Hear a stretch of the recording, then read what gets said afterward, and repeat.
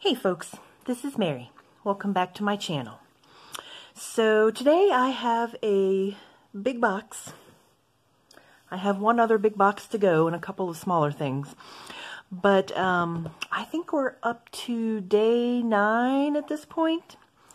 And I've actually been putting off opening this package because I think I know what's in it. And I think what's in it is lots and lots of ink. And if that's true, I'll explain it to you when we get there. But first of all, let's get this thing open.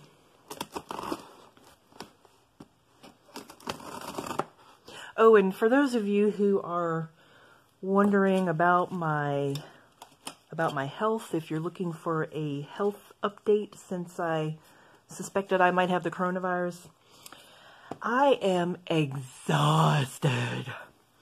I have been for the past 2 days, so I don't know if this is like the next phase of the illness or if this is just, you know, part of the recovery process or what. But I heard that one of my cousins had the coronavirus and she was exhausted and she ended up laying on the couch for a few days. And that's pretty much what I've been doing. Just laying on the couch. It's no fun. So we'll see how that goes. I'm certainly on the mend, and whatever this bug is that I've had, it certainly has not gotten the best of me yet. However, I would not say that I'm a happy camper, but I shall recover. Okay, so we have a box in a box and a lot of packing material, so I'm going to take the packing material out. And let's see, there is the box, and lots of packing material. Ooh. Ooh. Okay, yeah, I forgot that I ordered some of this stuff. Because it has been a long time. Whoops.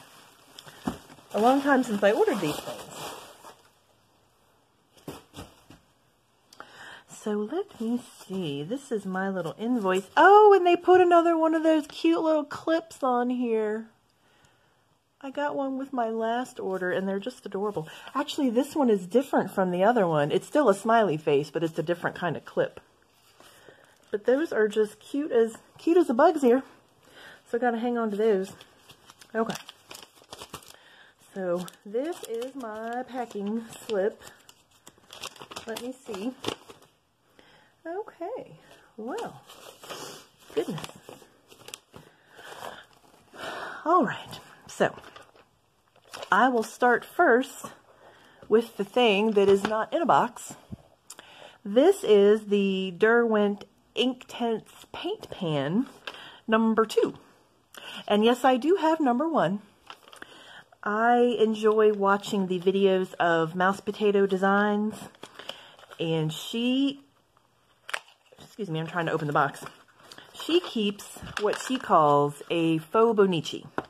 So you're probably all familiar with hobonichis, and a hobonichi is a planner with monthly, weekly, and daily pages.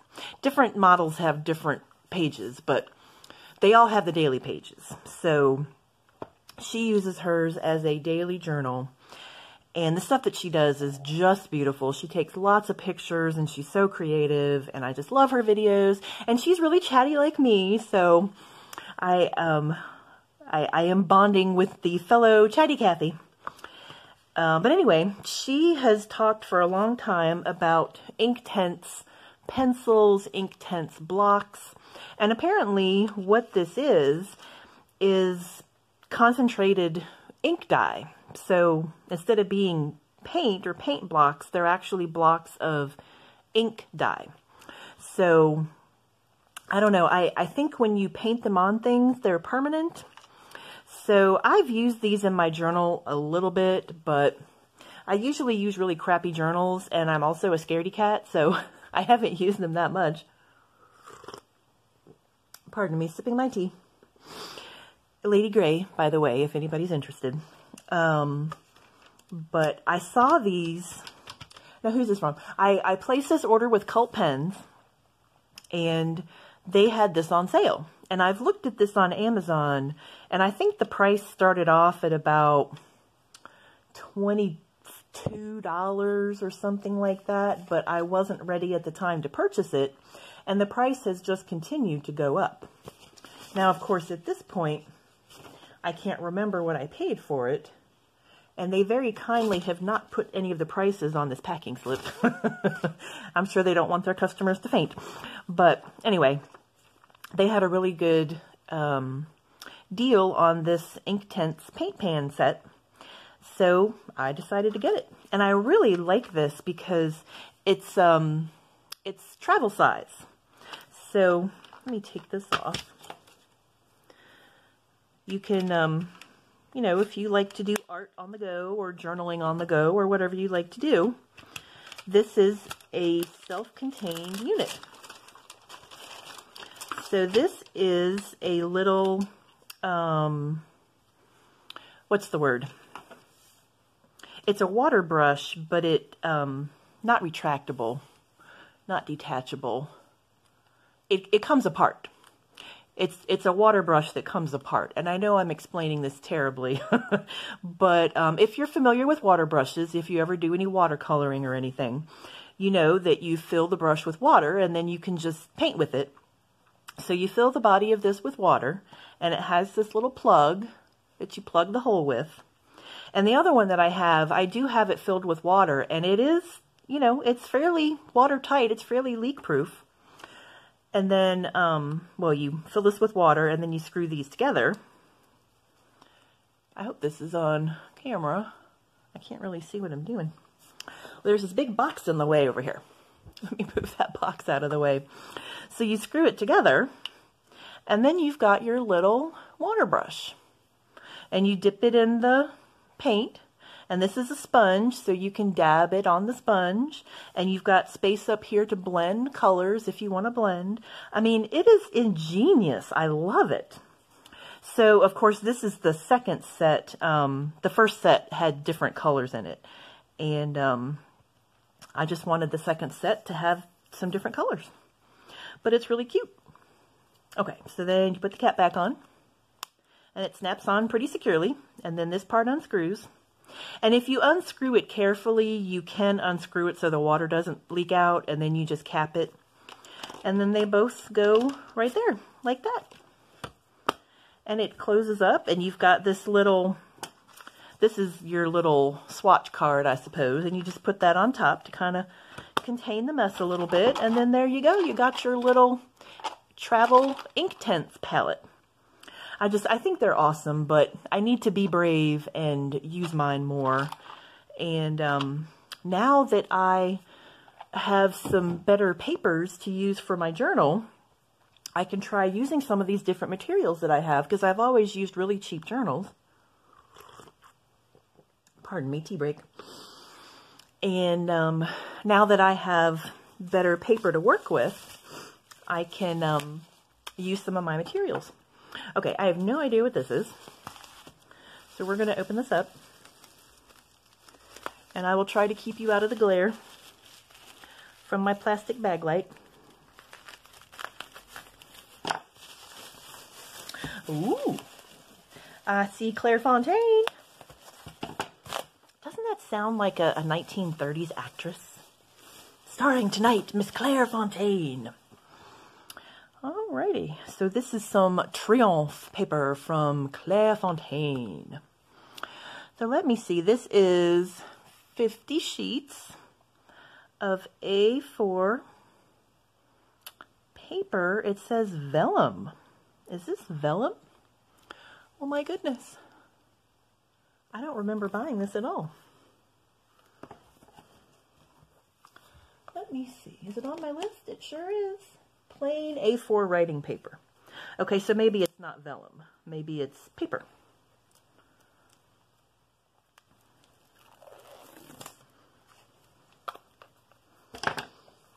And I do have a pack of A4 Tomoe River paper in that mystical box of stationery supplies that I have mentioned several times before.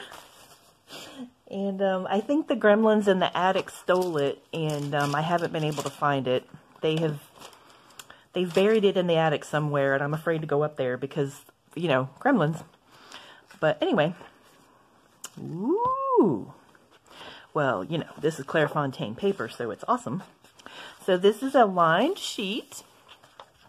And we would just tear this off carefully, carefully, carefully. All right, now, come on. And then you just lay that under your paper and write your letter. And I don't know if you can see that on the camera, but in person I can see it well enough where I can write on it. Well, that's very nice. And something else I have seen people do, which I think is really cool, they'll take a piece of A4 paper, or any size paper, it doesn't have to be A4, but you take a sheet of paper and you fold it in half, if I can fold it here, and then you have like a little 4-page booklet, and you can write a letter on the pages like that. And I was reading something online that says when you do that, to help the ink dry better and prevent messes, you're supposed to write your first page here and then write your second page, which I guess gives page 1 a chance to dry, and then you write your third page here and you finish with your 4th page on the back. I think that would be really confusing to the reader.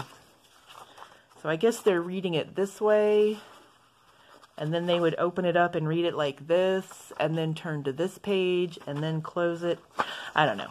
That seems confusing, but I read that somewhere about the proper way to set up your letters. But anyway, this is some lovely paper. Ooh, and also I have a stapler, one of those pamphlet staplers, and I just thought that maybe I could use this to make some booklets for myself, but goodness gracious, I just bought a bunch of booklets, so what do I need to make any booklets for? But anyway, this would be good for some letter writing, because I would like to get back to my letter writing in the new year. Okay, so now let's open up this baby.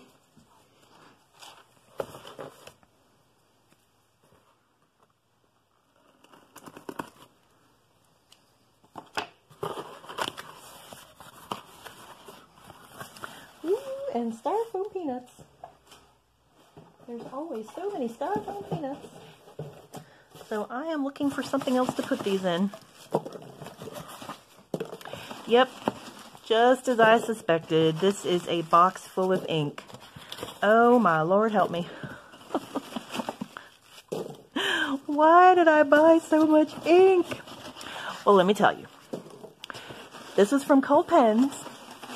And they were having, oh, you know what? This is probably really, really noisy. So I'm going to stop talking until I get these peanuts out of here.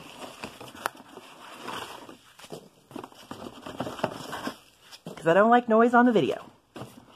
I don't know how you feel about that. It just makes it hard to hear. Okay, is that all the peanuts? Nope, there's one more.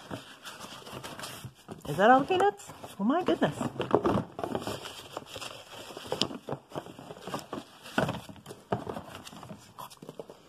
Okay.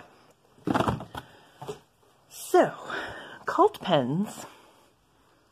I heard from somebody somewhere that Cult Pens was having a big sale. Pardon me, tea break. And they were giving 10% off to residents of the United States. Uh-oh, there goes the clock again. So I went and looked at the site, and not only were they having a sale for residents of the United States, they were also having a sale on several of their different ink lines, including Diamine. And they were doubling the discount. So you got the discount on the ink, and then you got a discount for being a U.S. resident. So it was like a double discount. And oh my goodness, I went crazy. As you can clearly see, I went crazy. And this Diamine ink, I swear, the Diamine ink worked out to be about £1 a bottle, which is a little bit more than $1 in U.S. dollars. And it was all I could do to keep myself from buying every bottle that Diamine makes. So I just got a few that I really had my eye on and I really wanted. So let's take a look and see what I bought. So we have Kensington Blue. We have Pelham Blue. And you know me, I love my blue ink. So I used this opportunity to buy every Diamine blue ink that I didn't have yet. And this is Eclipse, which is a lovely dark ink. Looks like a dark purpley blue maybe. And then Steel Blue.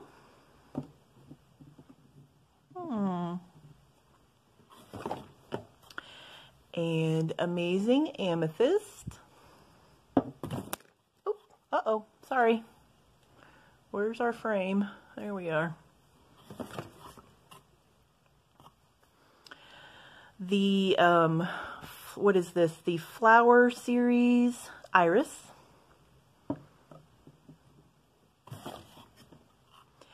And Sunset. Oh my goodness, they just keep going. Autumn Oak, which is one that I've been wanting for a while. And do I have a sample of Autumn Oak? Yes, I do. All right, this is the Flower Series Cornflower.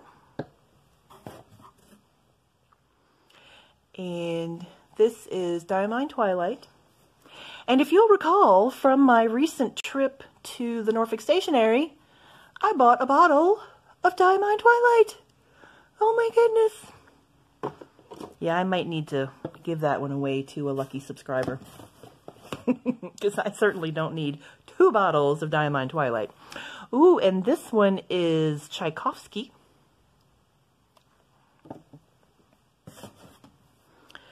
And this is Eau de Nil. One that I've actually seen quite a few people use online lately, so, you know, this one was on order before I saw it on those videos. And then Diamine Pumpkin.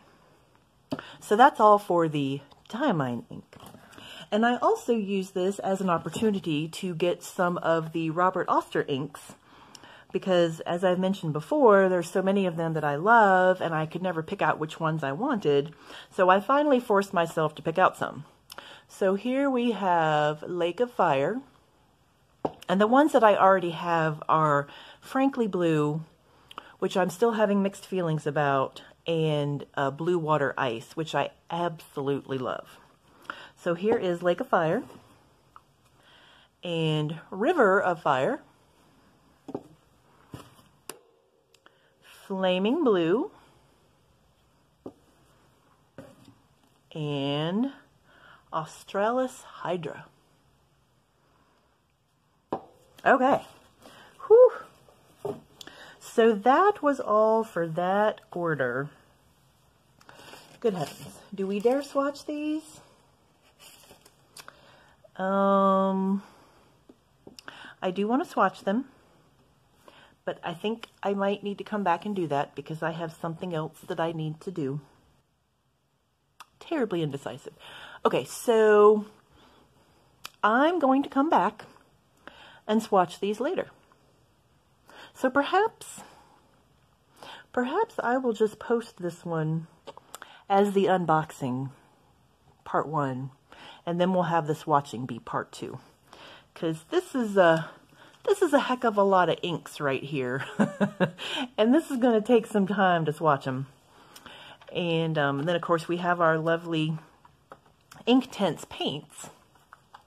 Now I don't know if any of you are familiar with the Inktense paints, but if you're interested, I would certainly be happy to swatch these. I've never actually done that before.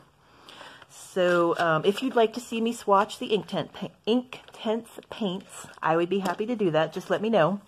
And I can do set 1 and set 2, or either or both, or whichever.